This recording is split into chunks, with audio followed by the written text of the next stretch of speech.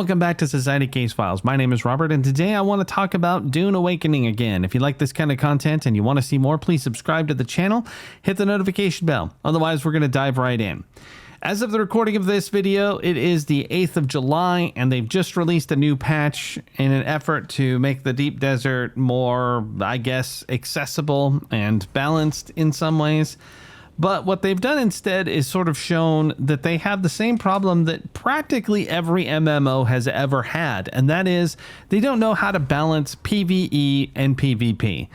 It's always been a struggle, you know, all the way back to the World of Warcraft days and the very, very earliest iterations of the battlegrounds and all that kind of stuff, where they would nerf the heck out of some power that a class had, which would negatively impact the experience in PvE, like dramatically. And because of that, you know, PvE people who don't do any sort of PvP end up suffering and complain. So you've made them mad, you've kind of placated PvP, and then in some cases, people are under the impression that the best way to maintain a game is to cater to the PvP, because obviously in PvP, folks are generating their own content. They're out there kicking each other's butts rather than trying to tackle your systems and find ways to make them, you know, bend to their will, if you will, in order to, you know, get the best stuff, whatever. And ultimately, while they are trying, they've added supposedly more nodes of titanium and the fiber stuff. I will say that, yes, I did get more in the PvE zone than I have in previous weeks. But they added a, well, let's just call it a feature that has made going into the PvP zone even more interesting. And that is that if you flag for PvP, it no longer only takes 5 seconds to unflag, but rather 30 seconds. Now, what's interesting about that is that it still only takes 5 seconds to flag for PvP. Now, if you're hauling butt along at 160 kilometers an hour or more, you could accidentally flag for PvP and find yourself stuck that way for half a minute. Now, that doesn't seem like very long. It is actually, in the grand scheme of things, particularly when you are trying to escape someone attacking you. This has not happened for me yet, but if you were, that's more than enough time for them to rocket you out of existence. It also kind of sucks that you could accidentally flag. Like I said, if you're flying really fast and you're in the E zone, which half of it is PvP and half of it isn't, there's no line on the ground to indicate that you're about to flag. And 5 seconds warning isn't really that much when you are now going to be stuck for half a minute. So I guess in a way it would have been nice if they could have just increased both timers and not just one. Particularly then we would at least have enough time to turn around and leave. For example, I tested it. I went towards the PvP zone, sort of catty corner, in order to brush up against it. It hit it, and then I stopped gliding. I turned around. I started flying the other way, and I was already in PvP. I mean, I was already in PvP before I even managed to stop gliding.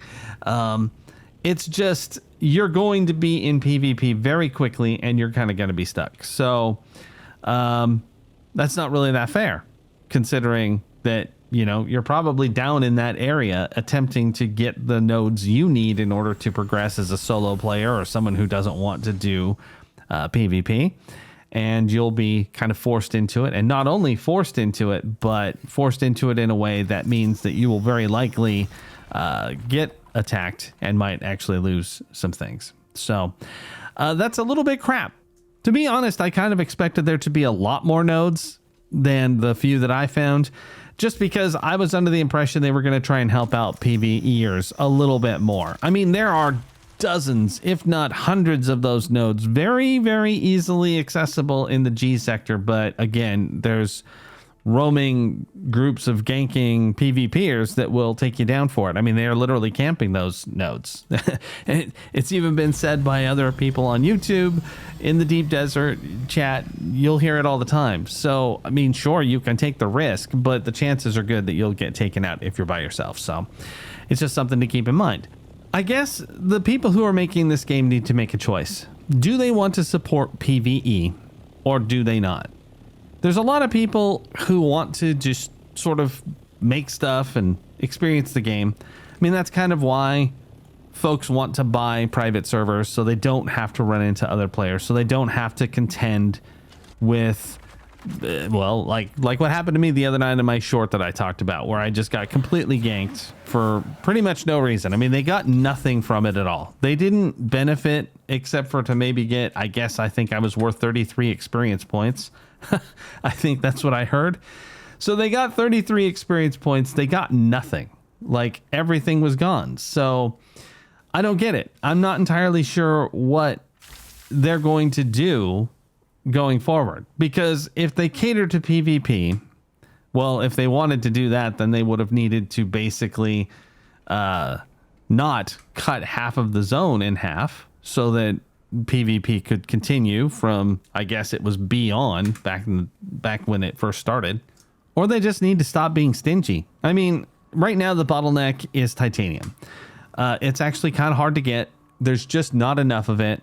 And while I have collected a fair amount, it has been hours upon hours of grinding, of going all the way down there, a couple times risking my life into the PvP zone and all that stuff. But ultimately, while I have started to accrue it, it would take forever to get what I actually need in order to progress in a meaningful way. And I play a lot. I have a lot of extra time to do this. I can do other things while I'm working on it. Anybody who has more of a life than me is kind of in trouble as far as getting up to tier 6. It's just crazy. So they really do need to make a decision about what they want. What do they want this game to be? We obviously know that they have PvE stuff planned because every story ends with a tiny bit of a cliffhanger. And there's a lot of questions that have been left unanswered. So it's obvious they need that. In a lot of ways, they're just buying time because they didn't really get enough endgame going properly in order to satiate the locusts that have gone through and devoured this game so fast. I mean, it has literally been a month and 3 days since I started playing. I've got well over 180 hours in. I'm almost 175th level or something. It's insane. It's just crazy how much I've been able to do and play as a solo player, let alone imagine those guilds that rushed this stuff way quicker than me and have 300 plus hours in so far. So one of the things that always happens with online games, especially MMOs, is that they don't get enough testing of endgame stuff before they release. And in a lot of ways, that's because I don't think they incentivize it enough. There's just no reason for anyone to really dive into the systems and tear them down. It seems like those folks from my youth that just reveled in breaking systems down have vanished, or they just have better things to do than to help some game developer figure out their end game. I think that if we incentivized going in and really focusing on figuring out how to fix an end game system, or at least tell them, you know, this is really going to be broken. Like, for example, I could totally camp the PvP area, and then maybe then they could have been more prepared, or just give people, hey, you're all 180th level. Here's all the resources you need in Haga Basin. We've created the bases. The stuff's there. Go out and test the deep desert.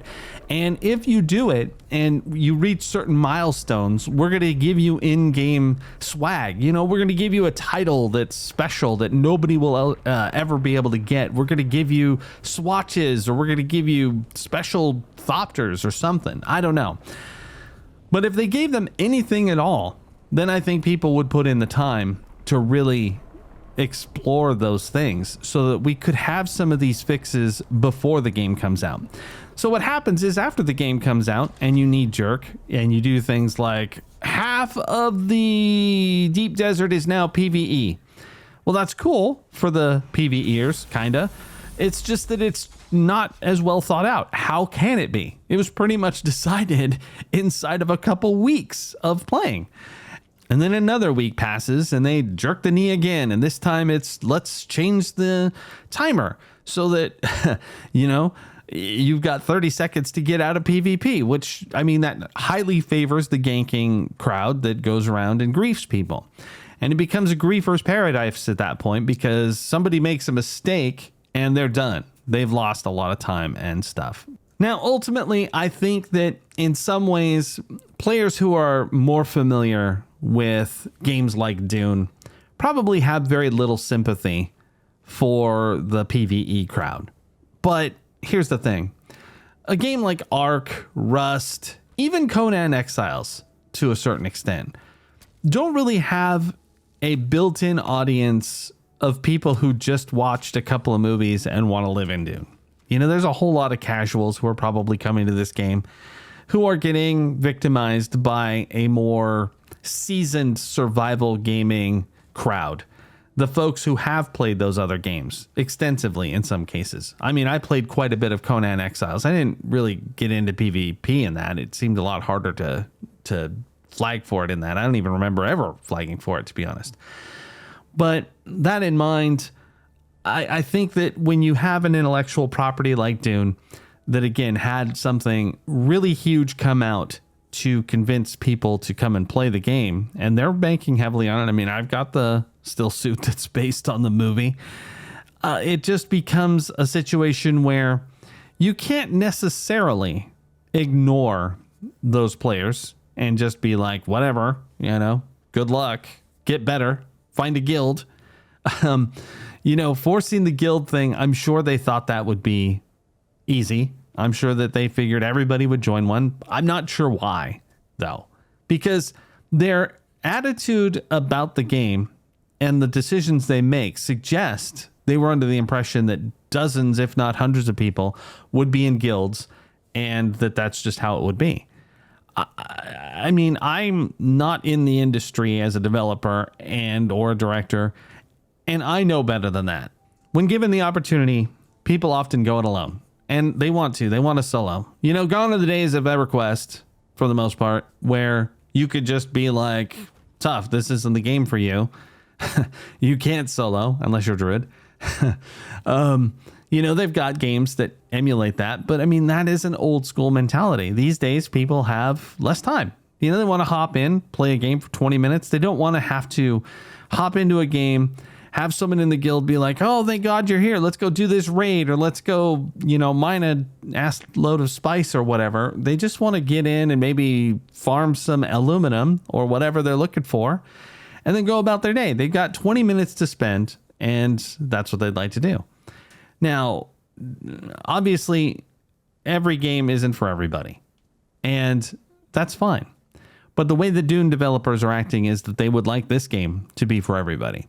And so I don't really think that PvEers can claim it. I don't think PvPers can claim it. And unfortunately, because of that, I think the game is in a state that is difficult because nobody can necessarily claim it. Nobody can have the fun they're looking for. PvPers cannot gank people who aren't prepared for PvP because you can avoid it, and PvEers can't get the resources they need because they're being protected by ganking crowds of maniacs, and so nobody wins in the end. And yeah, you can eke out an existence, as I have. I have procured a fair amount of materials and will be able to proceed to tier 6. But do you want to spend that kind of time? I guess that if there was another game that caught my attention, something along the lines of Assassin's Creed Shadows, or, you know, Avowed, something that I was going to play until I finished really quick, I probably wouldn't be this far in Dune, but nothing else has come out that's really captured my attention. Even DLCs are just not quite there. So that's probably the only reason I've gotten as far as I have. If there was something else that was just as interesting, I'd probably be gone.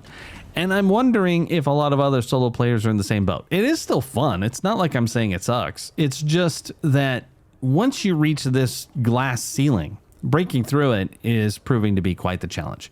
I'm not sure that they're going to figure this out quickly, because the things they're doing look a lot like they're just throwing darts at a board, praying for a win, and that's not going to get them very far.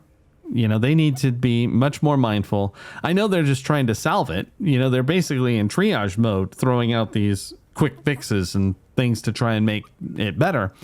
But really, they need to sit down and do an evaluation. They probably need to grab some of the top guilds and just evaluate what they've done, and then go and look at the solo players and see what they've done and decide, is it such a big deal to give solo players the materials they need? Now, why wouldn't they? Well, because the damn guilds would probably go and strip mine the easy area without having any threat. So I see their dilemma in some ways, but they do have to work it out. Now, can they? I don't know. The kinds of things they've done so far don't give me a lot of confidence that they're going to come up with a mindful solution in any time soon. But anyway, let me know what you think of the state of the game and the reactions they've had so far. Are you a solo player? Are you enjoying the current state of how it works? What are your thoughts? I'd love to know. Let me know in the comments. We'll talk. Anyway, this is Rob with Society Case Files, signing off.